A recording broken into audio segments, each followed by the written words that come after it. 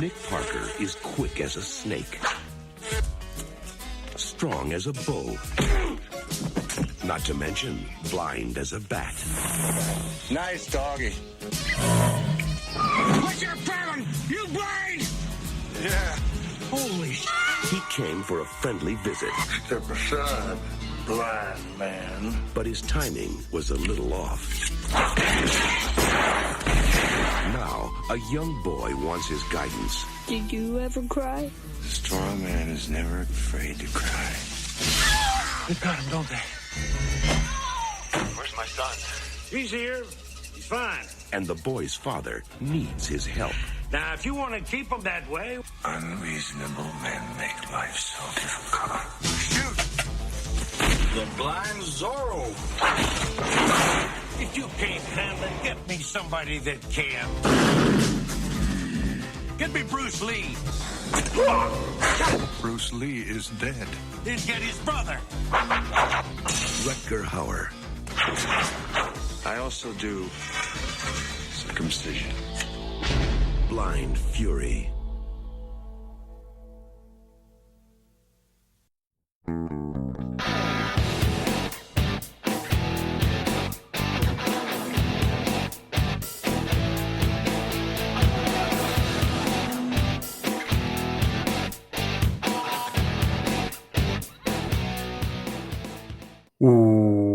Welcome to They Call This a Movie, testing the strength of friendships one terrible movie at a time. Subscribe to the podcast on iTunes on podcast services by searching They Call This a Movie, and find us on Twitter and Instagram at TicTamPod. That's TCTAM Pod.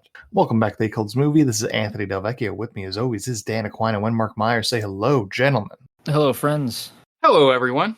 I know you like to hear the hilarious, funny openings that I do every week for this podcast here. But as we're coming up on October, just have to make sure we get a news announcement in so that everybody can start preparing. As you know, over on the Game Vault podcast channel, we raise money through Extra Life for the Children's Hospital of Philadelphia, and that'll be coming up in November. So what we're doing this year, just because, a lot of things have changed. Everybody, I guess, minus myself, has a child by the time Extra Life rolls around. So just to give people as much opportunity as possible to stream and, do what they want to do for charity, we're going to do the first 4 Saturdays in November. They'll be available. We'll be streaming on those days. I'm going to take one long day on Extra Life Day to go, 12, 16, 18, whatever, how I'm feeling hours. And then I will be available and probably streaming on the other 3 days as well. But it gives people like Tom, Jen, Dan, I'm pretty sure Ann's probably not going to be available. It's going to be way too close. But if he wants to pop in on Discord or something, it'll be open. And Jonathan as well, gives them, time to, if something comes up, they can either postpone or ask me to tag in, and then come back another day to try it. We didn't want to really focus on a couple days here and kind of make people feel like they were forced to do a certain day. So yeah, we're going to spread it out. So far, I've locked down a few things that I'm going to do. I'm going to do a Link to the Past randomizer, and I'm trying to set up a thing to play a little bit of Rainbow Six Siege multiplayer shooter game with a friend of the podcast, Kitty Ashcat, as she has gotten into that game. So she wants to be a part of it this year, now a teenager. So we're going to do that on one of the Saturdays. So be sure to check it out. It'll be over on the Game Vault Pod Twitch channel. The Tiny URL will be coming soon for the donation site, which will go live probably by the time next episode airs, not this one. I'm finishing up working on the site right now. But yeah, you can go over there. Like I said, we're trying to raise money for the Children's Hospital of Philadelphia. This is our 9th year doing it. So we hope to see you guys there. Okay, great. I doubt I will be participating at all, but we'll see what happens. Maybe the kid's a prodigy. He's great at video games. Yeah, he starts playing Fortnite at 3 weeks old. I'll be damned if that happened. Yeah, we don't want that happening. That's no son of mine. I'm gonna let him play Legend of Zelda the original, regardless of Mark telling me that not to. Don't bother, I think is his exact words. It's just for spite.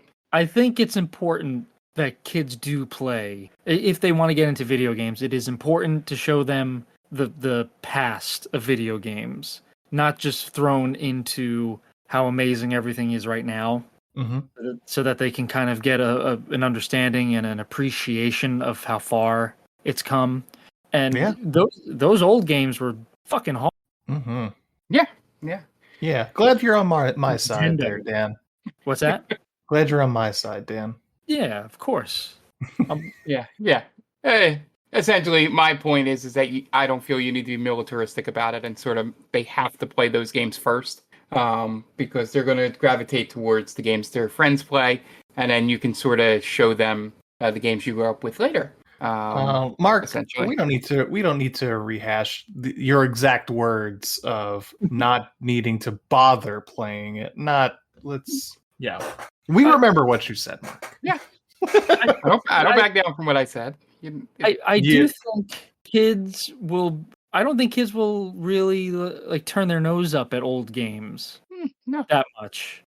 If you're playing Mario, I think other kids will still think, oh well, it's Mario. Yeah. Not that they have to. I'm not going to buy my kid an Atari and have them play Pong. Why not, Dan? You gotta play Pong before you can play anything. Exactly. else. Why does that argument not hold? Well, because I didn't grow up with Atari. I grew up with Nintendo. So I'm going off of what I grew up with. If he wants to buy an Atari at one point, Godspeed. I don't know any Atari games. He'll have to figure that out himself. I played some Space Invaders. Yeah. In the Aquino household, we cherish we don't throw away the past. All right. We acknowledge it, and we understand that without that, we wouldn't be to where we are today. You wouldn't have your Fortnites and your Five Nights at Freddy's without the old school game. So, and your Link to the Past randomizers. So while Mark poo-poos it, we cherish it. We hold it in high regard. Yep. Mark also wants to burn books, but let's get to talk about this week's movie. The books he wants to burn are the player manuals to the old games. Yes. He says, don't bother. Yeah. I was not expecting that to come out. All right. This week we watched a movie. It was actually Mark's pick. So Mark, tell us what movie you made us watch. Yeah. So this week I just decided to go through my normal, just checking out Tubi. I wanted to go with a little bit older of a movie because a probably never to be recorded movie that I watched for a podcast was a little bit newer and really wasn't as fun to watch. So I was like, all right, let's go back to the well sort of thing and get something from 80s, early 90s. So first thing I saw was a movie starring Rutger Hauer called Blind Fury, and I just read the description, didn't watch a trailer or anything, and it just said that he was a Vietnam veteran who had gotten blinded in the war, and now he is like a samurai soldier defending his war buddy's kid. And I was like, all right, that's got to be ridiculous. And I was pleasantly surprised. I had a good time watching this movie, just because Rutger Hauer does all the really probably wrong things trying to act like a blind man, but all the things you think you need to do to appear blind, they like staring off in the distance, they're just sort of grabbing a person's face to sort of feel who they are, and just the way of walking around with the cane with no aim in terms of how they use the canes in general, but when it came to the action with the sword, the sword fighting, it was pretty decent for, what it could have been a lower budget movie here. I did like some of the real funny aspects of when he would use the sword to like cut like really fine lines and things. Like when he cuts I believe the guy's mustache or beard off or something, instead of killing him. And then to the big things when he just cuts the guy's hand off the cop in the beginning. So yeah, they tread the line really well. At any point, if this was current day, the cops would have been called because they would have thought he was kidnapping that child.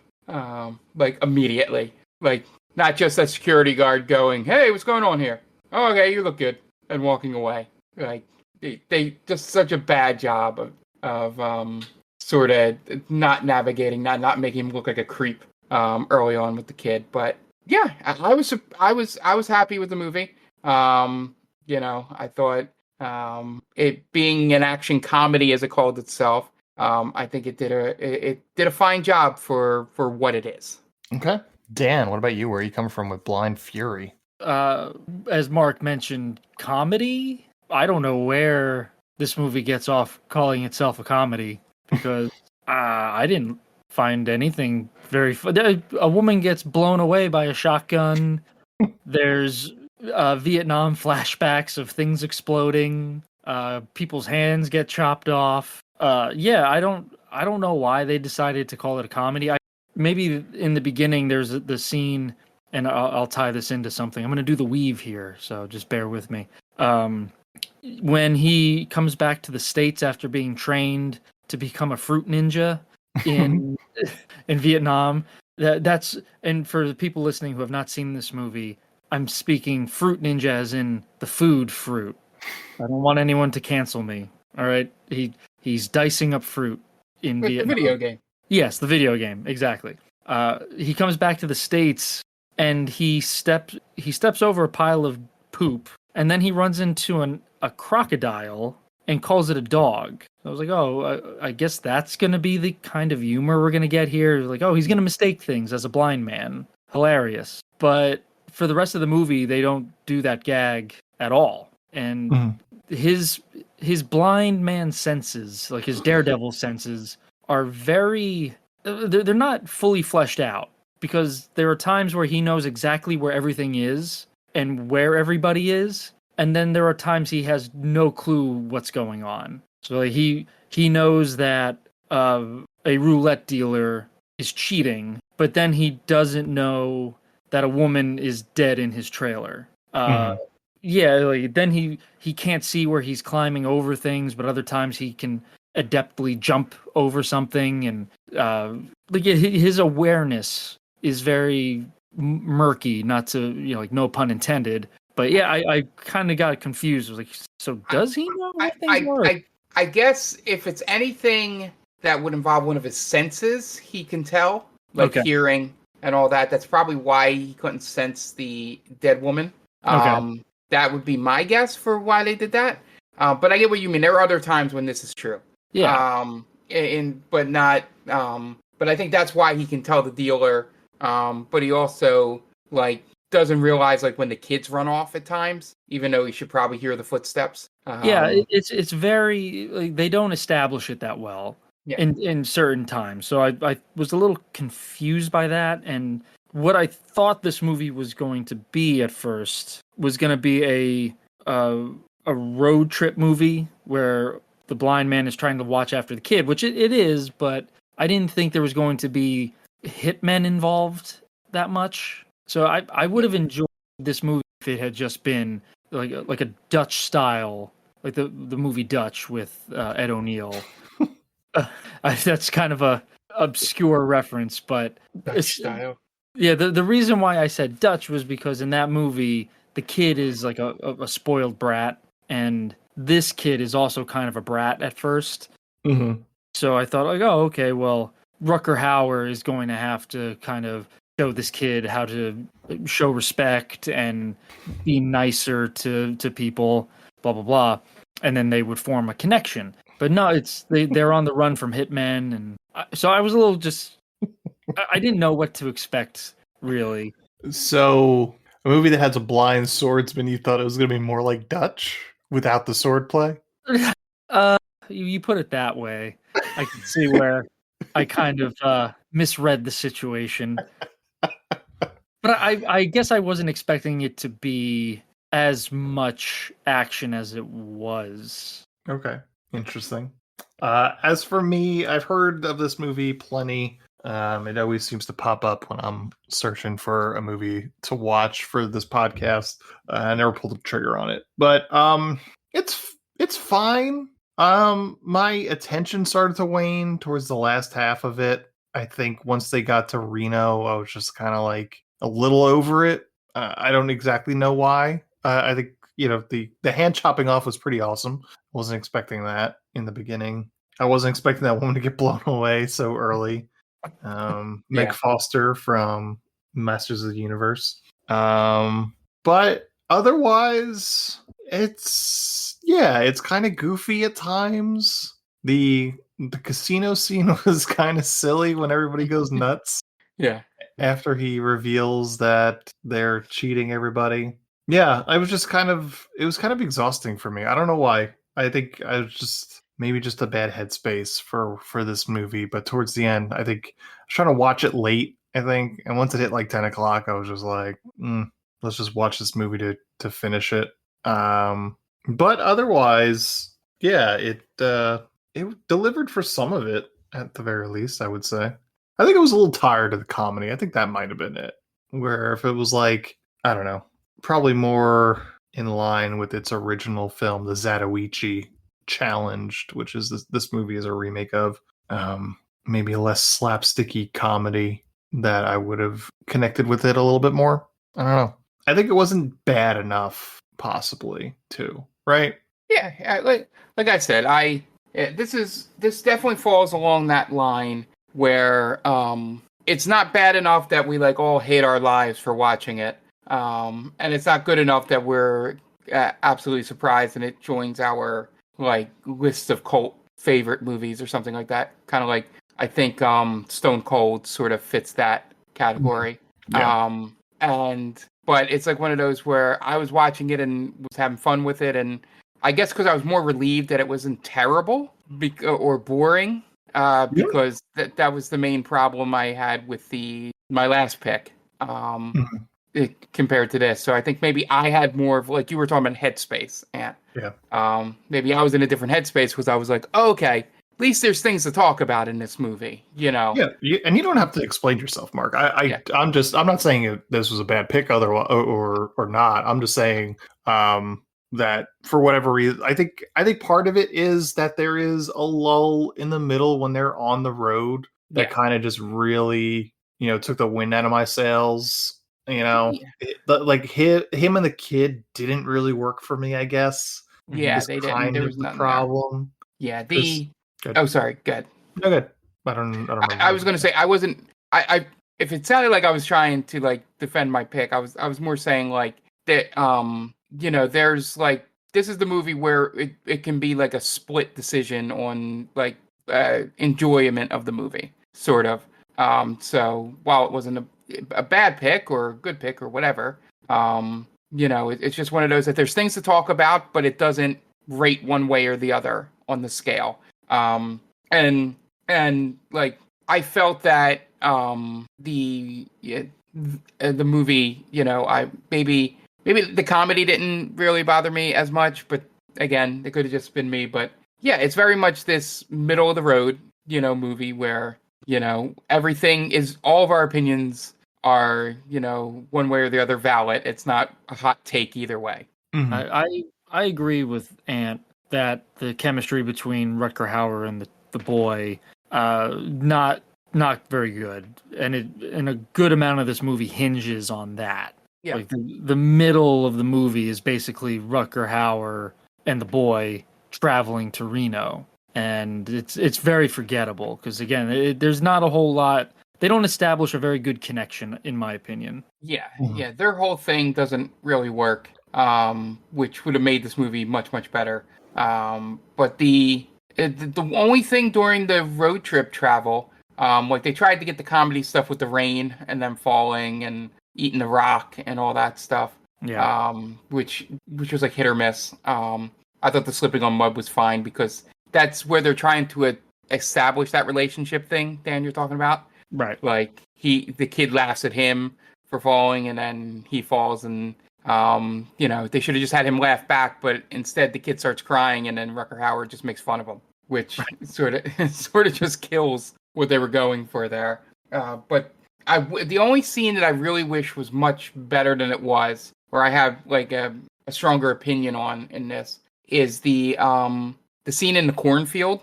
I thought with everything they were doing with the blindness, the katana sword he had, and just like you could have made that a lot more, like cooler in terms of the kills. A lot of it was just, a lot of basic stuff like have them shoot each other, sort of surprise kill shooting, and then he just cuts them down off the house.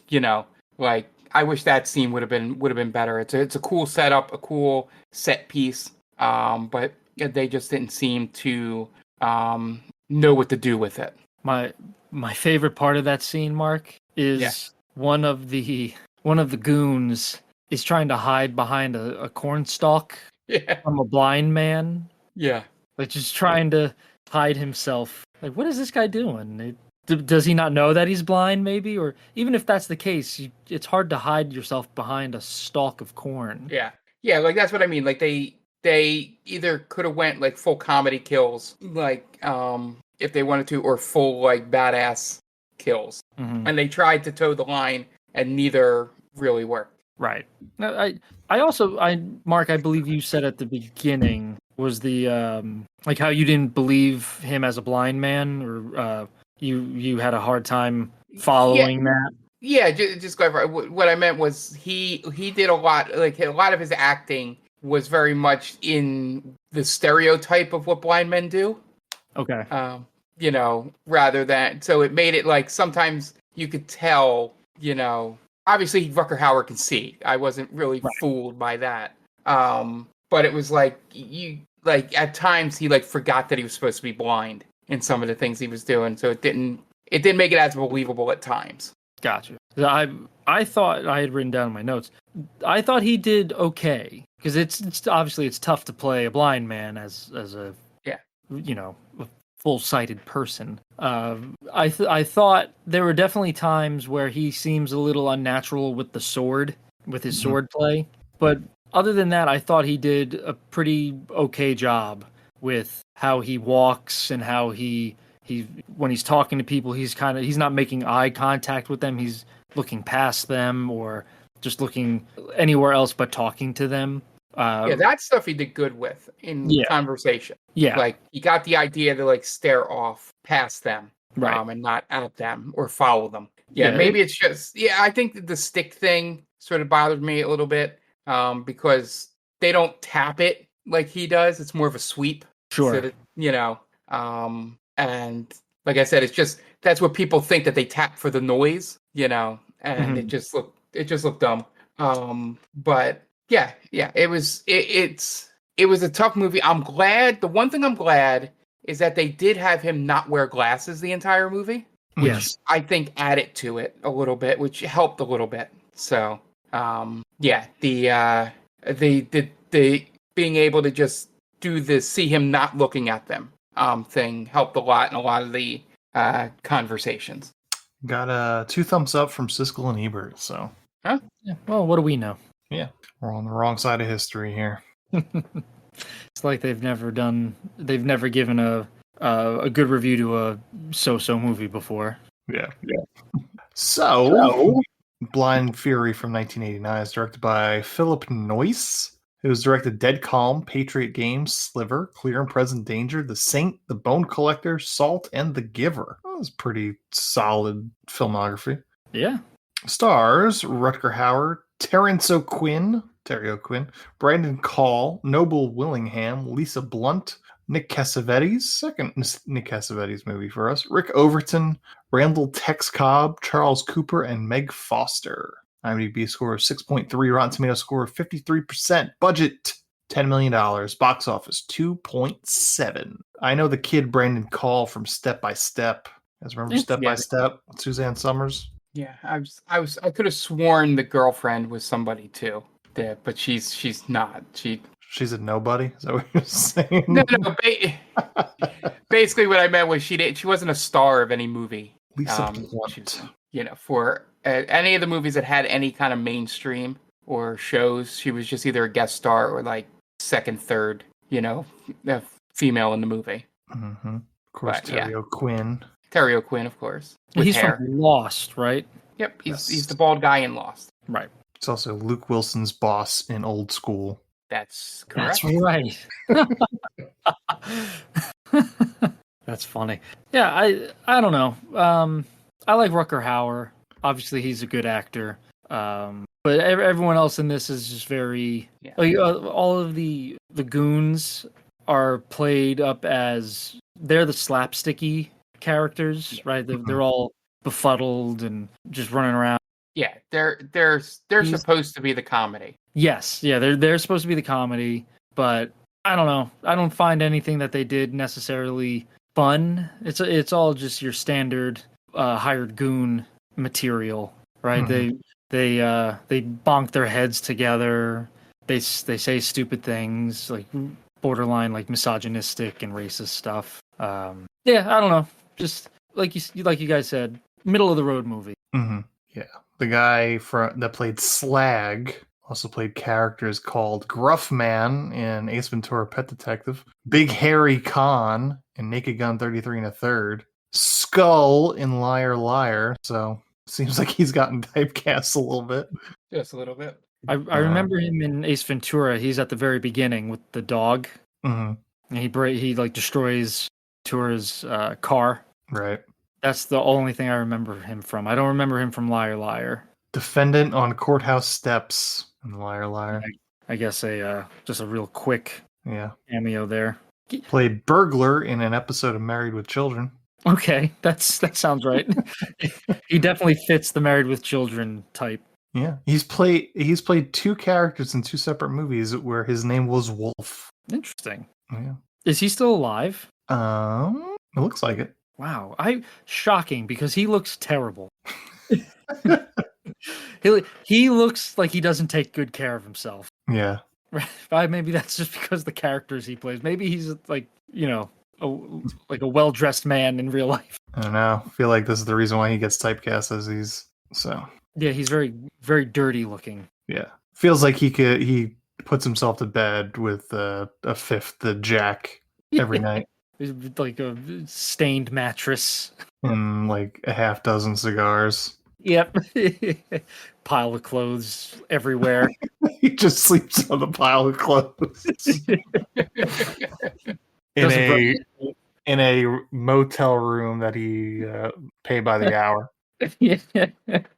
Yeah, I feel bad for saying it, but every character I've ever seen him in, yeah, he's just like a dirty dude. Yeah. I feel like he's held up in that motel room because he's like stolen his ex-girlfriend's dog, try and get her back.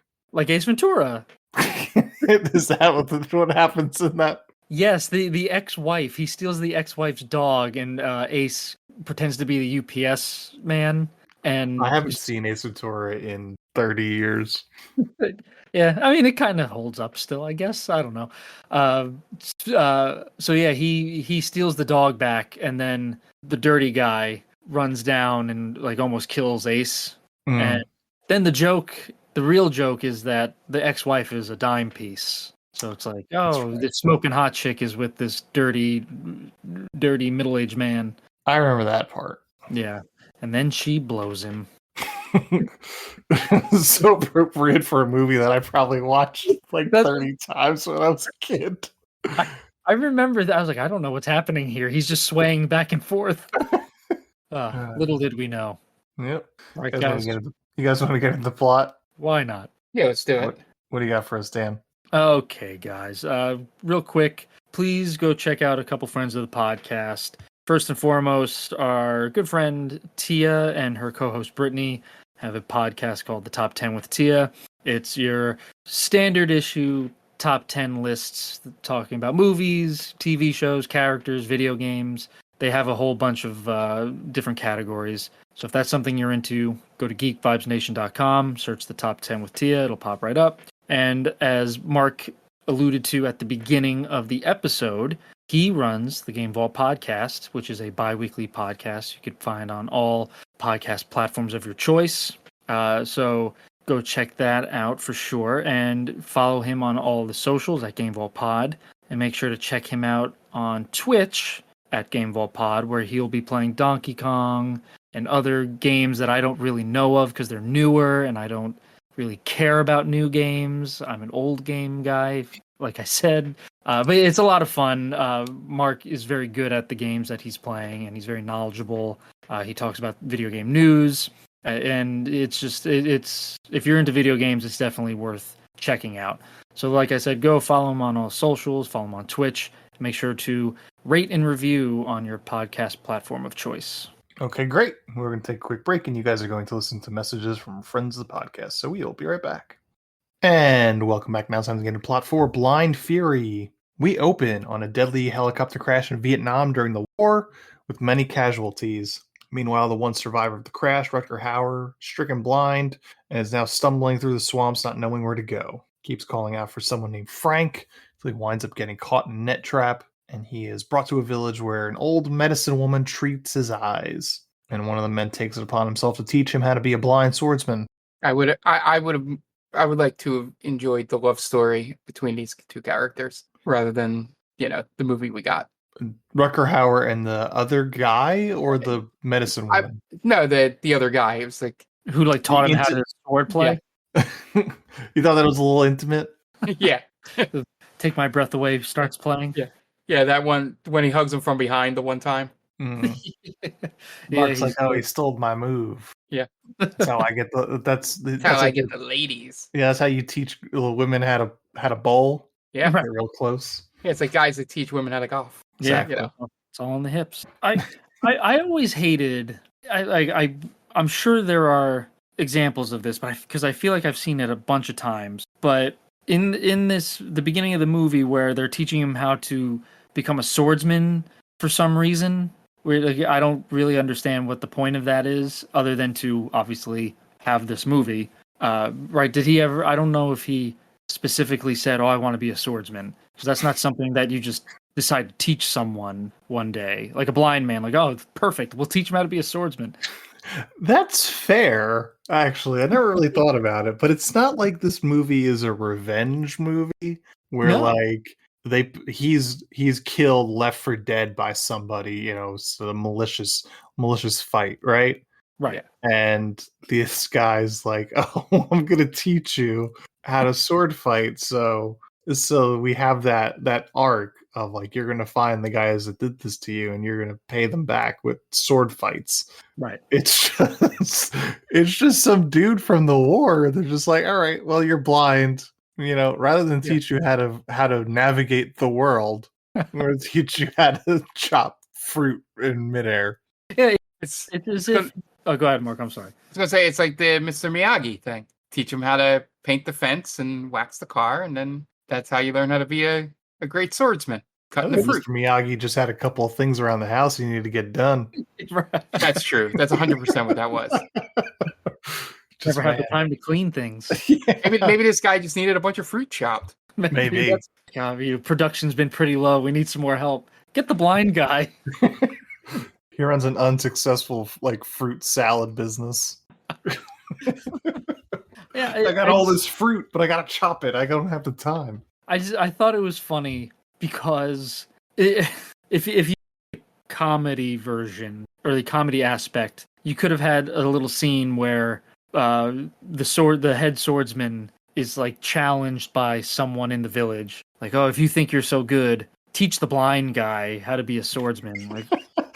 All right, so she's all that. Yes, you're right. I can teach anyone how to be a swordsman. Oh yeah, prove it. Teach the blind man. You've got until homecoming to teach this guy how to be an expert swordsman. You have until the monsoon season comes. Till harvest season. Harvest. Yeah. And then they have, and the same thing, every one of these types of movies has that final, they have to pass the final test. And then he can go home for some reason. You can't leave until you chop the fruit that I throw at you. And then we'll release you from our village. We'll give you directions. Right. Yeah, he's just held there. I really want to go, so I have to become a swordsman. Imagine if it was a practical skill in normal life that they could have been teaching him. Like fishing. Teach him how to fish. You know what they say about teaching a man to fish? I think I do, but unless you're going to say something different. No, I was hoping that you guys would finish that for me. Oh, well, the vegan version is Boy. yeah. Yeah, you're right. Teach a man to fish, and he'll wipe out the ocean. Fuck. He'll wipe out the ocean ecosystem. Man. Yeah, a lot for no payoff there. Not helping the cause there, Dan. Yeah. Oh, trust me, it's terrible. Our own worst enemy kind of stuff there. But yeah. you brought it up, Ant.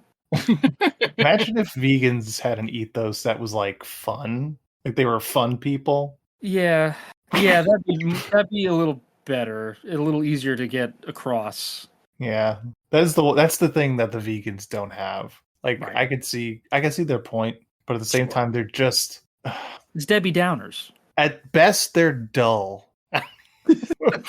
Well, I think at best they're, yeah, I guess dull. I was gonna say maybe it's more along the lines of just like, okay, we get it, you know. Yeah. But at the worst, it's grating, and as someone who advocates for it. Yeah, at worst, it's like, who the fuck invited this guy? Sure. Yes. I completely understand. Let's see a montage of attempts to wield it well until eventually he is able to slice a melon twice in the air before it lands. We then cut to Florida 20 years later as Rutger Hauer playing Nick Parker walks on the side of the highway to a dive bar on the side of the highway as he could smell the food coming from inside. Stops in for a burrito where another patron decides he's going to fuck with this blind guy by offering to help put some hot sauce on the burrito. Pours a shit ton of hot sauce, a hotter sauce than he asked for. So Nick eats it, and then the guy laughs it up with his buddies. Yucking it up. Yep. Then Nick says he could use something a little more macho. So then this guy decides to snatch a purse off a woman in the bar, and they start playing keep away.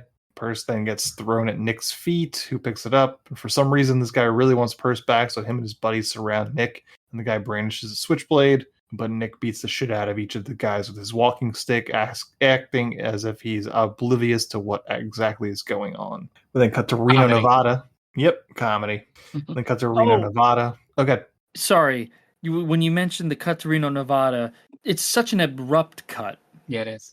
Right? It's like Nick says, "Oops, what happened?" Cut to Reno, Nevada. Yeah. Like, there's no ending to that other scene. Yeah, there's no natural end to the scene in the bar. Yes. So it was like at first I thought a commercial came on. Mm-hmm. But like nope, it goes right into the next scene. Yeah. We then cut to Reno, Nevada as Terry O'Quinn is being held off the roof of a casino by a casino tycoon by the name of McCready and his goons. I love that the writers even understood that this wouldn't be a believable Vegas story. This is real Reno. McCready says that Terry O'Quinn, playing Frank Devereaux, owes the casino a lot of money, but McCready needs a chemist to make some designer drugs because his last chemist met an untimely quote-unquote accident. McCready also threatens to pay Frank's ex-wife and son a visit in Florida if he refuses. At that moment, Nick shows up to the door of Lynn Devereaux, played by Meg Foster, and her son Billy, looking for Frank. Says that they served together in the war, so she lets him in and serves tea. Billy seems to be a little shit and flips off Nick right in his face, but Nick grabs his hand and frightens Billy enough to send him back up to his room. Nick starts to try and tell Lynn about his and Frank's experience in Vietnam, tells her that there's someone at the door before the bell rings. She answers it, and it's a couple of cops that waltz right in without being invited, saying they're looking for Billy because he was a witness to a crime. They start looking around enough that it starts to seem like that these aren't real cops that would be worried about not having a warrant. Those two cops give way to an inspector that they call Slag. He's a cigar-chewing dude that doesn't look like he does things by the book. It's a good description. Mm-hmm. Yeah. Slag starts throwing his weight around, threatening to Lynn. So Nick stands up and tries to get in between them, but he then gets forced into a chair at the kitchen table. And Nick finally mentions the necessity of a warrant. So Slag decides to grab Lynn and put a gun to her head. Billy pops up out of nowhere from the backyard and tries to stop Slag, but he gets tossed out of the way and gets knocked out. Lynn then gets pushed into Nick, and then Slag fires a shotgun into her chest. She falls into Nick's arms. Pretty jarring. Yeah.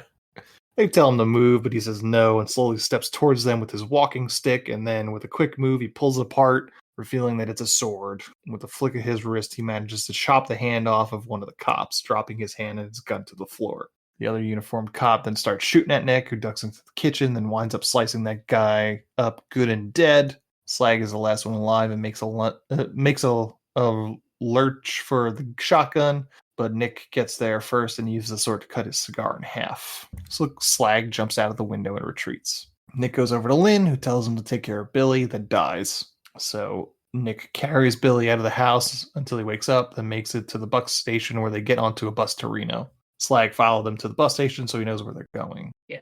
The whole time here, it's like, it was a very easy way to explain to the kid what happened because he saw the bad guys there with the guns. Mm-hmm. But for some reason, he never mentions it until right before that cornfield scene. It didn't make sense to me. They didn't just tell him right away. Yeah, the best place to tell the kid that your mom is dead is at a truck stop. So. Yeah, let him down easy that way.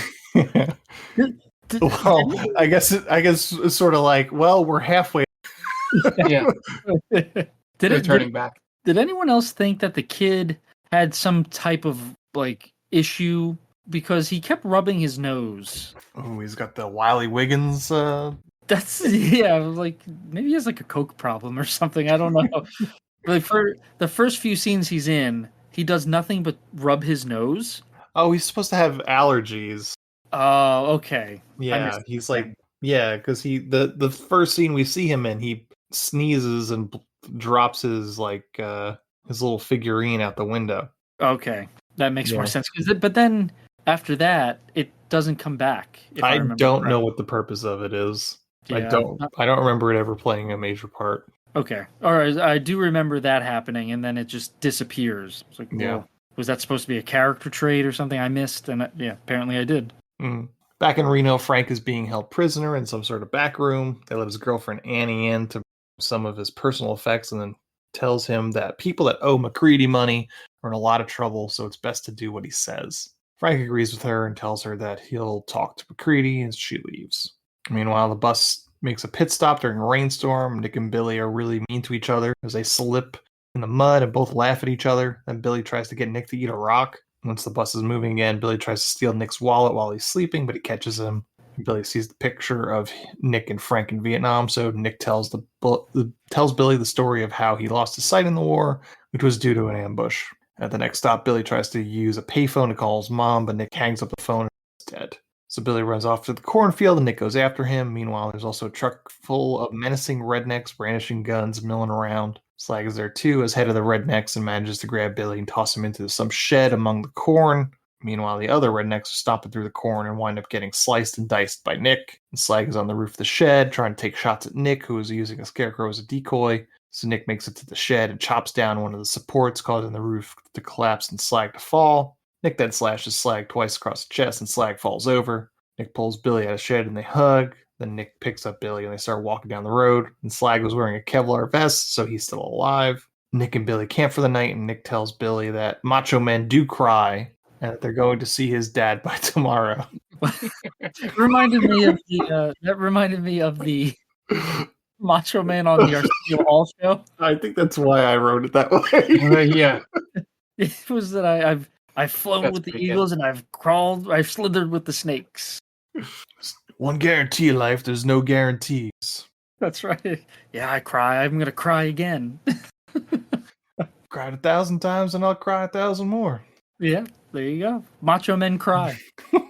Hogan could never. No, it doesn't work for him, brother. They hitchhike the rest of the way to Frank's apartment, and Annie is there to meet them at the door and tell them to come inside. But also there's McCready's two goons who knock out Nick. They tie up Billy and Nick and put them in the back of the van and drive to McCready's, overjoyed that they were able to do what Slag couldn't do in a matter of minutes. Oh, it's one of these guys, Nick Cassavetes, I think. One of the cowboy ones, right? Yeah. Yeah. In the back, Nick coaches Billy to pull his arm around over his legs, gets him, get his lighter out of the pocket in order to light the restraints so he can get out of them. Blah, blah, blah. Meanwhile, in the front, one of the dudes realizes the cane is a sword and cuts himself and throws it out the window.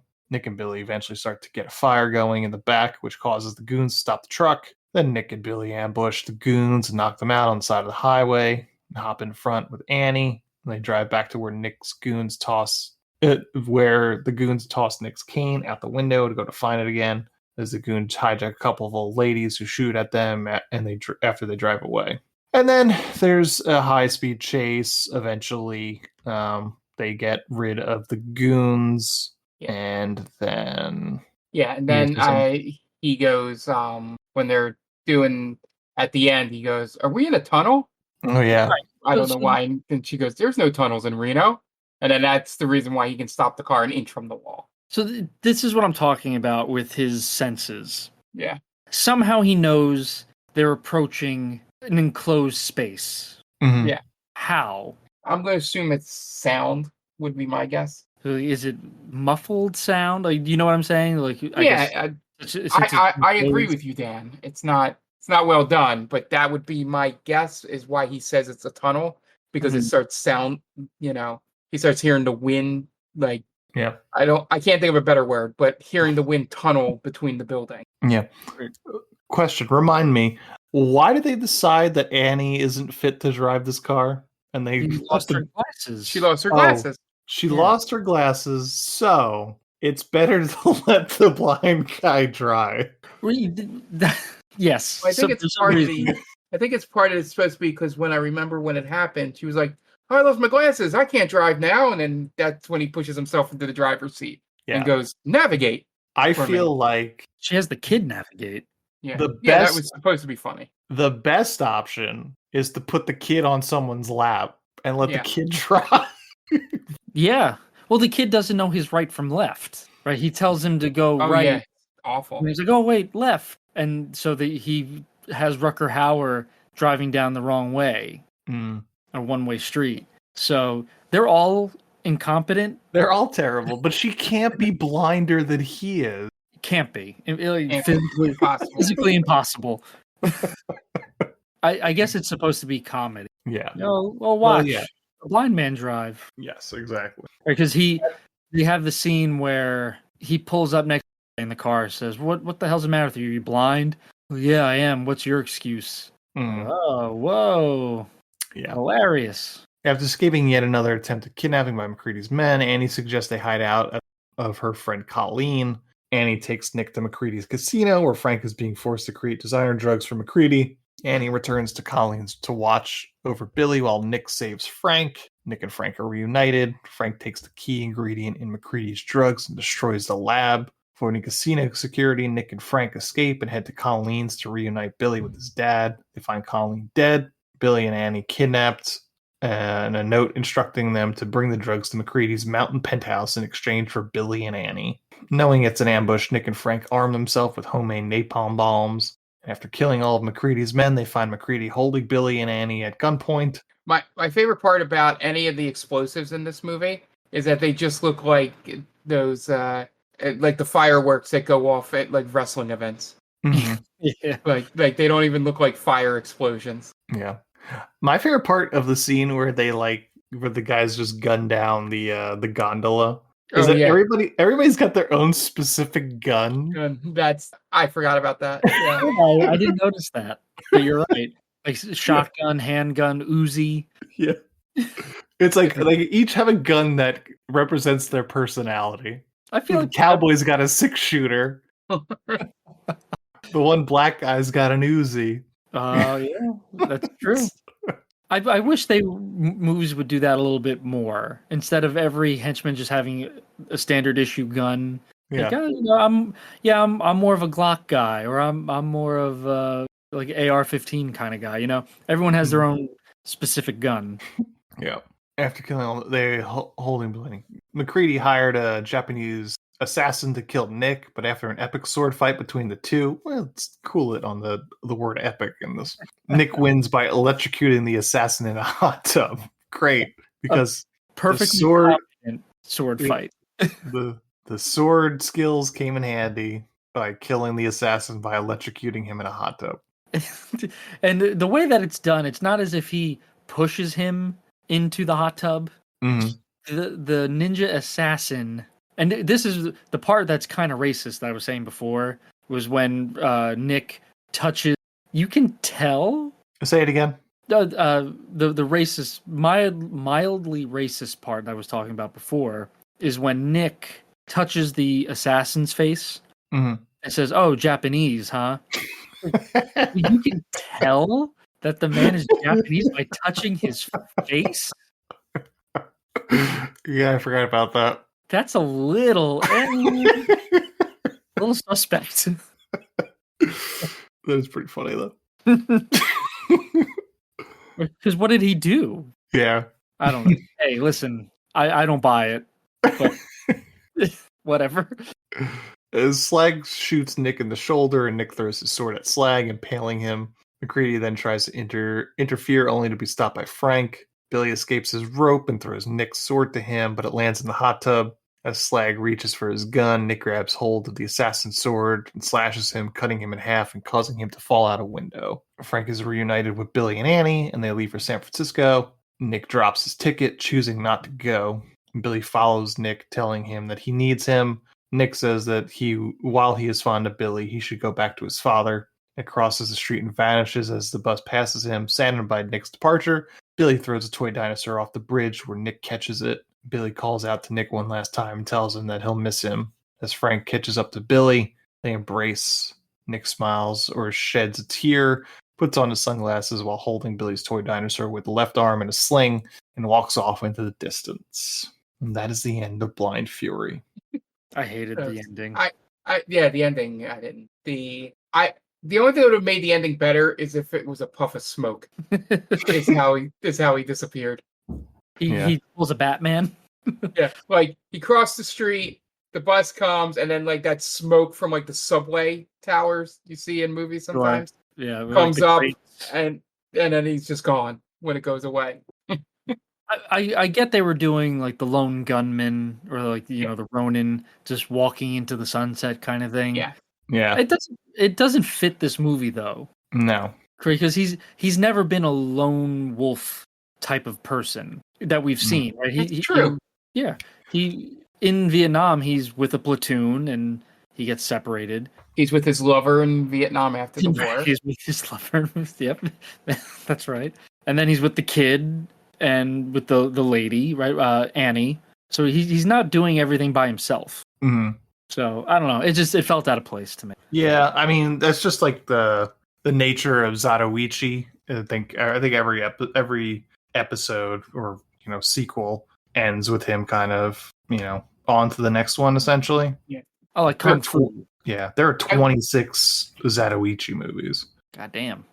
I wonder if the idea of this one, and maybe we're giving too much credit to the people that wrote this movie, but maybe the idea that like his business was finally done with the people he knew by making this right, and now he walks off into the sunset as the lone swordsman Ronin character. I bet you there was a sequel planned. There was. Yes. Yeah, there you go. That makes sense then. He would Mark, he was going to go on to his next adventure helping someone. So there you go. Yep. Yeah. So it was lukewarm box office receipt. Yeah, how much did it make again? 2.7 on a $10 million. Yeah, that'll do it. Mm-hmm. I'm actually surprised that this made it to theaters. Yeah, it doesn't feel as if it would be a major release. Yeah. I would have taken it straight to VHS. Yeah, I could have guessed that. Yeah. Mm-hmm. All right. Well, that is Blind Fury. We're going to take a quick break, and you guys are going to listen to some ads, so pay those bills, and we're going to be back with the third segment. So stay tuned. And welcome back, and now it's time to talk our third segment, which is a tier list. This week we're going to do Fictional Swordsmen tier list. So I am going to share my screen for these fellas so they can take a look at the Fictional Swordsman lists. I did send a screenshot to you guys that you could also reference because it was the same. Yep, I got it. But we have a lot here. I will let the viewers know that there are probably some that are suspiciously missing from this list and has already griped about it. I have, like a child. But there are some here. There's anime characters, video game characters, heavy in both, I would say. Yeah. But we'll go. Who wants to go first? How about Mark? I think I went first last time. Yeah, it's fine with me. I I will take the obvious one off this list. Is this SABCD? We have SABCD, Okay. FX, and Kirito, which I don't know what that means. I think we just stop at F. Yeah. Probably. Yeah. Yeah, so I'm going to take the obvious one for everyone that knows and has been around me. I guess he's really bad. I will take Link and put him in A tier because I feel while a good swordsman, he is more of a well-rounded fighter with the ability to use a boomerang and bow and arrows. I agree. Okay. Yeah. Yeah. You don't progress your skills as a swordsman, really. You just get a stronger sword. Yeah. Right. Not even a bigger sword. It just changes color. All right, Dan, what about you? I'm going to start at the bottom. I'm going to go F tier first. Okay. And I'm going to pick... Wow. No, I don't know much about him. He just has a big-ass sword, which looks cool. But I'm going to go with the Black Knight. So he's right next to Lion-O. He's to the left of Lion-O. This guy? Yeah. So he is a Marvel character. Okay. And he's pretty forgettable. I think he has just like a magic sword. So again, that doesn't really make you a good swordsman. Mm-hmm. It's just you have a really magical sword. So I was like, all right, the sword's doing most of the work here. Sure. And plus, he's just dumb looking. I don't know. All right. My turn. Now, I will admit that most of these guys, I don't know who they are. However, I do know one, Inigo Montoya. I'm going to put him in S. Yeah. I think, yeah. You killed his father, and so prepared to die. Now, Yeah. is that mostly because of the actor or because of his swordsman skill? From what I remember, he's a very excellent swordsman. Yeah. Yeah. Mandy And, Patinkin you know, does a great job. Yeah. It's a classic character. I agree. And through his swordsman skills, he's able to exact revenge for his father. So, Definitely. all right, Mark, where are you coming from? Where are you going? So I made a joke about it earlier, but I will take Sephiroth, which is to the right of Ganondorf. There where your mouse is right now. Down one. There you go. Put him S tier. Okay. Yeah. This is one of the Final Fantasy. Yeah, this is the fellas, Final Fantasy right? VII. He his sword play throughout the series, or all the Final Fantasy VII stuff, I feel is much more well-rounded and sort of more badass than the other Final Fantasy's character on this list. Okay. All right, Dan, what about you? Okay, I might have this might be a hot take. I'm gonna take Luke Skywalker at the D list. Oh, interesting. And so my reasoning is he does not have any finesse with the lightsaber from the original trilogy. He's very much a hack and slash guy, Mm-hmm. and he uses the Force obviously as Jedis are wont to do. But if you watch the original trilogy where he fights Vader in Empire, he's just hacking and slashing away at Vader, gets his ass kicked. And then in Jedi, it's the same thing. He really doesn't do any special sword skills. It's just kind of, blocking and slash, block, slash. Whereas in the prequels, I think the Jedi are a little bit more finessed. They have a little bit more finesse with their lightsaber skills. And they're like over choreographed. That is true, yes. A lot of jumping and spinning. And All right. I'm going to go with Conan the Barbarian here. And I think if Luke Skywalker is just a hack and slash, surely Conan the Barbarian is just a brute. And he doesn't really have particularly good skills. So Agreed. I'm going to put him as, He does have a particular set of skills. yeah, he is the epitome of a brute. yeah. He's a barbarian. He's a Path of the Berserker barbarian. For sure. Just see it and hit it is really what it comes down to. You put him on a path and you just let him go. Yeah. All right. Mark, what about you? All right. Let's go Scorpion King F tier, because I feel like we're talking hack and slash brutish, but Dwayne does not know any finesse at all in that movie. It's kind of little Dwayne too. Yeah. Yeah. It was his first foray into action movies in that sense. I was about to say action movies, just to let the audience know. So it's very much like there's no skill behind it. It's if you want to talk choreographed with Jedi's in the original trilogy, this is even worse because he's sort of playing it like a wrestling match essentially. Mm-hmm. All right, Dan, what about you? I feel as if we would be remiss to not place a blind swordsman on the list here after watching a movie about a blind swordsman. So please put Ken next to the Dovahkiin. Yep. I'm going to put him on the A list. Who is this? Here. So he's a Mortal Kombat character, Kenshi. Oh. He also has a magical blade, but he's actually a good swordsman because he's blind and he's basically Rutger Hauer, but for Mortal Kombat. Okay. I thought that was Keanu Reeves. It's like Keanu Reeves a little bit, but Yeah, I'm fairly sure it's Kenshi. Yeah, that's not John Wick. No, I thought it was from was it 47 Ronin? Oh yes, I completely forgot about that movie. I hope that's not him, but I'm fairly sure it's Kenshi. No, I don't know.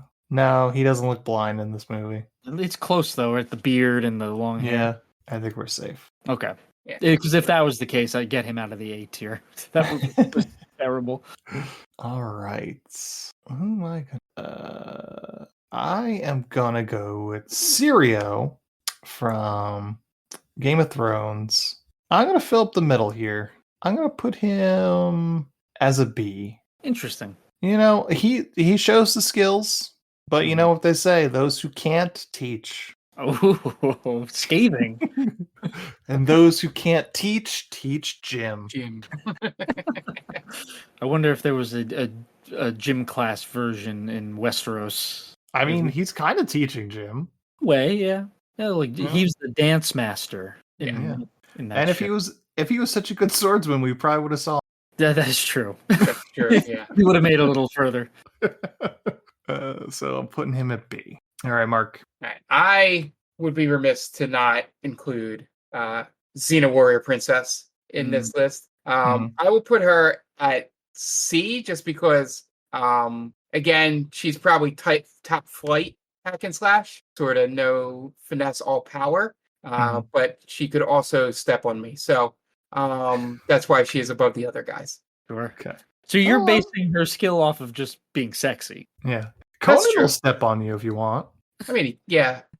He'd be glad I feel like it to would take do some it, probably. I feel like it would take some convincing for Arnold to do it. I don't think so. I think Conan would be like, oh, yeah, sure. I think he would just do it I'm going to crush your ribcage. So. Yeah, but that's not the sexy way. I think he would just do it out of disrespecting you. Yeah. Ooh, so like is this awakening anything in you, Mark? Maybe we should just move on. No, it's not. I was trying to think of the there's a word for that. Humiliating? You're trying to be humiliated? A humiliation kink. That's okay. Yeah. I was trying to think of the word for getting stepped on and all that, just to be humiliated and embarrassed, not for pleasure. All right, let's move on. Dan, what do you got? All right.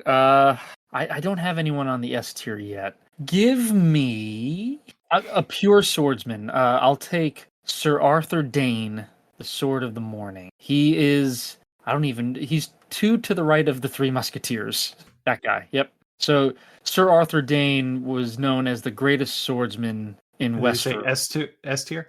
He's an S tier, I think. Okay. There's a scene in the Game of Thrones show where he takes on 5 guys by himself and nearly wins, but is stabbed in the back. So he's legit.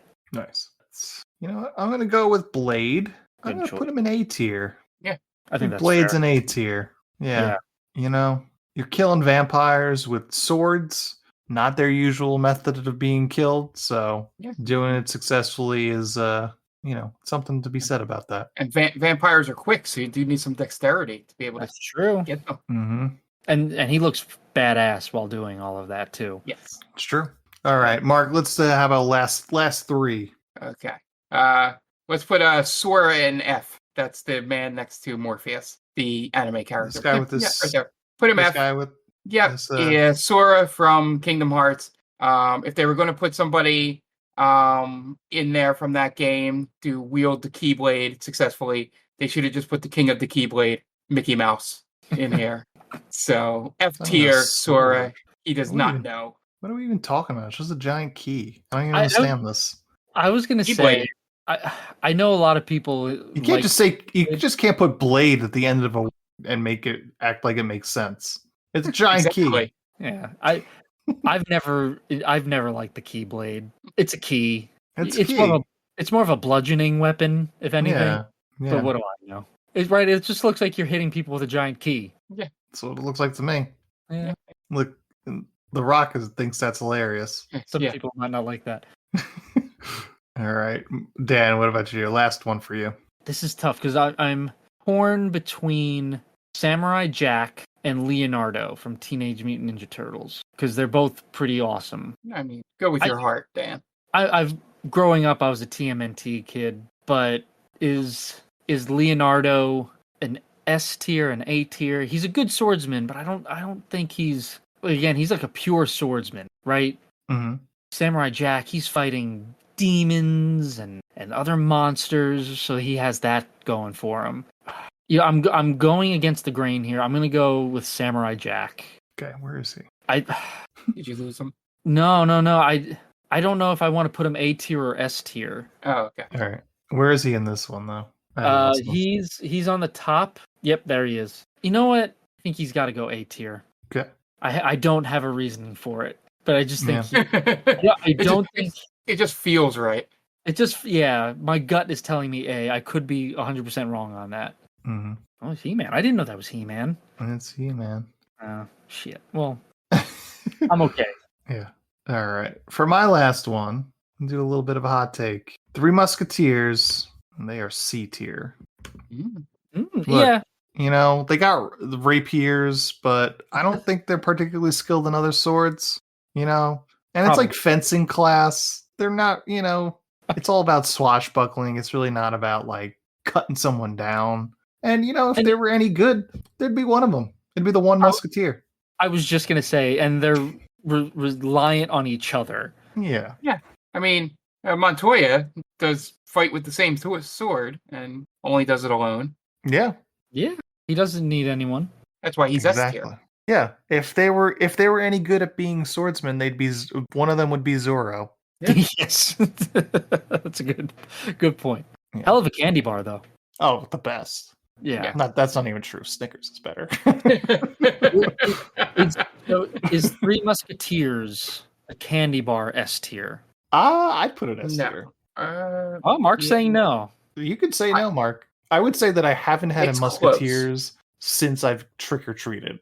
To me, My problem with one of my favorites. So great tangent here. My problem with why I would put it A instead of S, Three Musketeer, is for when I buy the regular size Three Musketeer bar, I kind of get like tired of it about halfway through.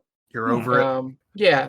Whereas with the Snickers, you know, or you know, it's not necessarily a candy bar, or like a Reese cup is small enough that it doesn't overstay its welcome. Okay, I need you to repeat that word. Yeah. I need you to repeat that word. How did you pronounce it? Reese cup, Dan? Reese's. Reese's. All right. Yeah. No, you know, Mark, people have drawn the line in the sand about how you pronounce it, but it's not Reese Witherspoon. That's all I say. I've never heard that before. That's right. All You can right. be wrong. That's fine. Oh, All right. Reese's Book Club.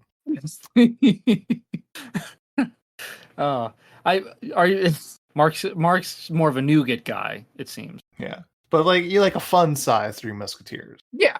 Yeah, 100%. Because The classic Halloween size. Yeah, I think tomorrow. Not the minis. Not the minis. The minis are not the bullshit. minis. Minis are bullshit. Minis are bullshit. Anything minis is bullshit. Mm-hmm. Yeah. Any candy And bar minis is bullshit. The only thing that was really a problem minis wise was when they came out with the mini cups, the peanut butter cups. Oh, those are okay. I don't mind those because I would throw handfuls in my mouth. that's the thing. It's like come Christmas time, Problem. my family would always have the cups, like the mini cups there. I'll take another one. Come back in. I'll take another one. They got even the smaller than that size that you like. Then they put them in a bag. Oh, And you could just basically dump it into your mouth. It was not good. Oh man, I gotta get my hand on those. Yeah, 'Tis the season. I don't know if they make them. Yeah, there You you can go. see if they still make them anymore. They're like mini cups or something. They're called because they were doing like they did the Oreos and I think Butterfingers. I think were also real like out of the packages. yeah, like out of the package or Yeah. just in a bag, real small. Man, those things are dangerous, dude. Yeah, I could eat I those. and did not buy them anymore. Yeah.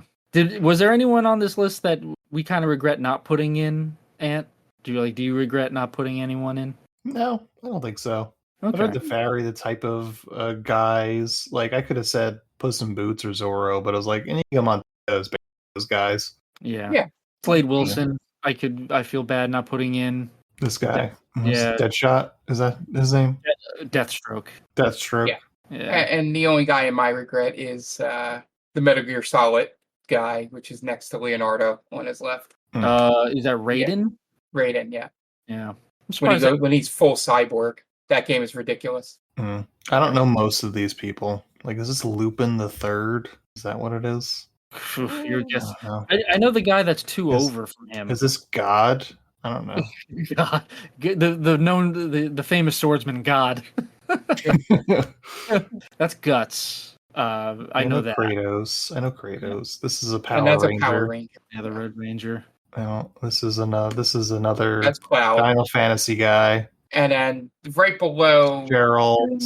to the right of Gerald is another Metal Gear Solid character. Is that That's Fox? I was that's not Psycho Mantis, right? No, that's Fox. Okay. This. No, the guy to the right of Yeah. Afro Samurai. I know that. Jamie Lannister. Lannister. Someone serving right there. He's definitely serving cunt. He's He's probably from JoJo. Then there's like Anubis. Is that Anubis? I think so. I have no idea. A lot Snake of anime. Eyes. Yeah, G.I. Joe. Yeah, a lot of anime. This big titty lady. Another big titty lady. Different Adventure Time. If you go up one, there's another big titty lady. Big titty lady. Yeah. Morpheus. I don't remember Morpheus. I don't remember Morpheus being a swordsman, but I have He seen held the the sword first one. once. He was more I've of like seen a the first hand, right? It's- More of like martial arts hand to hand. Yeah, this is the first one. Ezio, Kid Icarus. Inuyasha. I think this is Inuyasha. Yeah. I know it's from the show. I don't know if it's the titular character. Katana from Suicide Squad. Oh yeah, don't get too close to her. Her sword traps the souls of the people she kills. Actual line of dialogue. I feel like they say it twice in the movie too. I think she says it and Rick Flag says it. Or no, Rick Flag says it and Amanda Waller says it. Yeah, another big titty lady. I'm picking up a theme here. Yeah. All right. Well, that's our list. Those are our tier lists. That's our opinions of candy bars and the people we've left off. We have to do a candy bar list now for October. That's actually not a bad idea to do a tier list for Halloween. All right. And that's our episode on Blind Fury. Check us out on all our socials, TickTamPod, on X, formerly known as Twitter, and on Instagram. Hit us up. They call us a movie on TikTok. Hit us up at Gmail, tickdownpod@gmail.com. Tell us what your tier list is for swordsmen or candy bars or big-tittied swordswomen. Have at that one. I don't know. But that's it. Check us out on YouTube. Just look for They Called This Movie on YouTube. We're there too. And yeah, that's it. That's the episode. The director of Blind Fury is Philip Noyce. So for Dan Aquino and Mark Myers, this is Anthony Del Vecchio telling Philip Noyce, well, you certainly made a movie, didn't you? Thanks for listening to They Called Us a Movie. Subscribe to us wherever you get your podcasts, and be sure to check us out on Twitter and Instagram at TickTamPod. That's TCTAM Pod. You can also check us out on TikTok at They Called Us a Movie.